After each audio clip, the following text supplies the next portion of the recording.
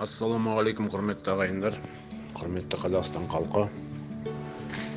Өздеріңіз білесіздер, күні кеше, яғни 9 маусымда елімізде ең басты жаңалық, ең басты оқиға Қазақстан президентін сайлау өтті.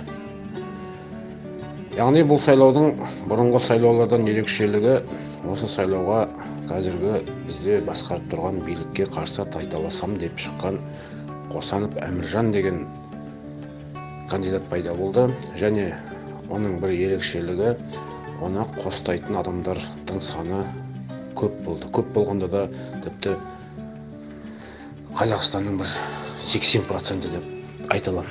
Енді ондай неге Қосанов деген азамат неге осыншама қолдауға ие болды деп ойлайтын болсақ, өйткені ол тек қана Қосановтың заслугысы емес, өзінің сол өз-өзін көрсете білгенінен емес. Қазіргі жүйе бізді басқарып отырған шаршатып жіберді халықты. 30 жылдан бері өзгермеген өмір, сол жүйеден шаршаған халық Қосановты өзінің құтқарушысы ретінде қабылдады. Оны жасыратын ештеңесі жоқ, нағыз шындық солай болды. Бірақ бұл жерде Қосанов өзінің рөлін атқаратын сол системаның адамы екенін адамдар байқамады. Байқаса да жоқ, бір ғажайып болар деп, сондай бір жаңалық болар деп. Бірақ өкінішке орай кешегі сайлау бізге бәрін түгелімен көрсетті. Кімнің кім екенін, тіпті қасымда жүрген адамның да кім екенін біліп қалдым, өз басым. Ендеше қараңыздар. Қосанов 2 күнде 120 мың дауыс жинап, кандидат тіркелді. Содан бері бүкіл халық оны қолдап, әшейінде басқа кандидатқа олай ешкім саясатқа атсалыспайтын жігіттерге дейін олардың ұйымдастыру комитеттері, яғни сол көмекшілері болып, өз еріктерімен жүрді. Кешегі сайлауда да сондай бақылаушылар саны жеткілікті болды, бірақ көп жерде болған жоқ, әрине, өйткені ондай бақылаушы жеткізу қиын еді. Бақылаушылар біз қазіргі видеодан көріп жатқандай бәрі шырылдап, сол болып жатқан көптеген, қайталап айтамын, көптеген заң бұзушылықтарды сол әшкерелеп, солармен айтысып жүрді. Оның видеосы да бар, бұлай аудиосы да бар.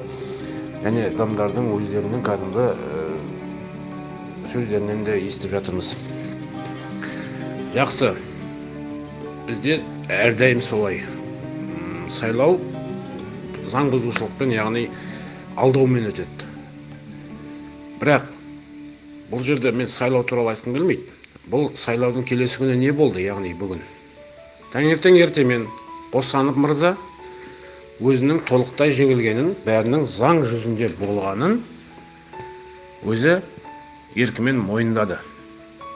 Әлі официально нәтиже белгілі болмаса да жеңілгенін өзі мойындады.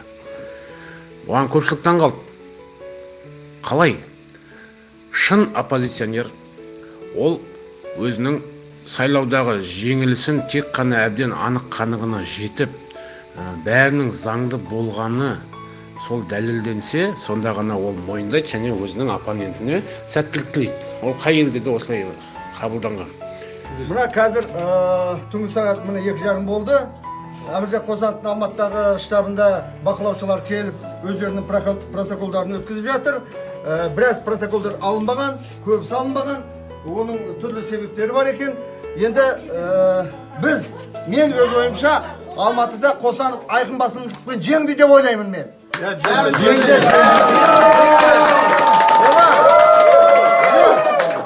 Оған дәлел міне, азаматтар, әр учаскінің нелері, бақылаушылары, күнімен бұлар жаңағы дауыс ұрлатпай, күнімен жаңағы әр дауыс үшін күресті, жан аямай, қулық сұмдықтың бәріне тосқауыл қойды. Сөйтіп енді келгенде, қазір біз естіп отырмыз, Қосановқа 15% дауыс берді деп. Бұл керісінше болу керек Алматыда. Басқа жағына мен жауап бермеймін. Алматыда керісінше болу керек. Алматыда Қосанов 70%. Алматы облысында бар. Жаңағы арасында 90% алғандар бар Қосановтың. Сен қанша алдың? Қаншадан қанша сенікі? 420 дауыс Қосановқа, 78 дауыс Тоқаевқа. Міне, халықтың таңдауы. 1127 дауыс Қосановқа. 500. Бірақ бізде мынандай көрер көзге бәрі шырылдап шауып жүріп, осындай бүкіл әділетсіздікті, бүкіл бұрмалаушылықты, бүкіл заң бұзушылықты алдарына фактімен әкеліп, бүкіл документті жинап әкеліп беріп тұрғанда Қосанов мырза өзі сразу жеңілгенін мойындады. Бұның көпшілік түсінбей қалғанда мен тек қана бір себебін білемін. Өйткені ол Қосанов мырзаның жалпы кандидат болуы және осы сайлауға қатысуы бұл үкіметтің жасаған программасының бір бөлігі. Яғни Қосанов халықты бойкот қылмай, яғни сайлауға дейін бүкіл халықты жинап сол сайлауға қатыстырайын деген ниетпен кандидат қылды. Және ол Қосановқа жеңіс керек болған жоқ. Қосанов өзінің жеңілетінін де білді. Ол тек қана халықты ұстап тұратын бір сондай күш ретінде үкімет оны пайдаланды. Енді неге ол тезірек жеңілгенін мойындады? Ол өзінің пресс-конференциясында да өзінің сөзінен өзі секірді. Оны пресс-конференция болғандағы сол видеодан көріп жатсыздар. Көрмесеңіздер қараңыздар.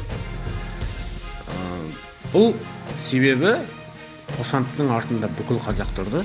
Яғни Қосанов, ал жігіттер, мына сайлау әділетсіз болып, менің жеңісімді тартып алды десе, бұл қазақ бәрі атып шығар еді. Сол Қосанов соны білді.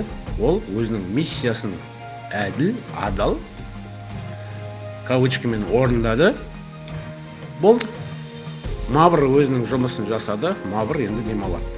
Енді біз Қосановты саяси тұлға ретінде көре алмайтын да болармыз. Міне, айналып келгенде система осындай тәсілмен жеңіске жетті. Оппозиция қатысты, дауысын алды өзіне тиесілі. Бәрі чики-чики. Ал біз халық, яғни нағыз аңқау ақмақ болып қалдық. Өмір бойы солай болып келеміз. Ендеше тағы да бір дәлел осы. Тағы да бір қайталап айтып өтем. Осы сайлау мейлі жеңіліп қалсақ та бізге бір пайдасы болды. Біз кімнің кім екенін және қандай жағдайлар болуы мүмкін екенін өз көзімізбен көрдік. Міне біздің Қазақстанның тамаша жүйесі.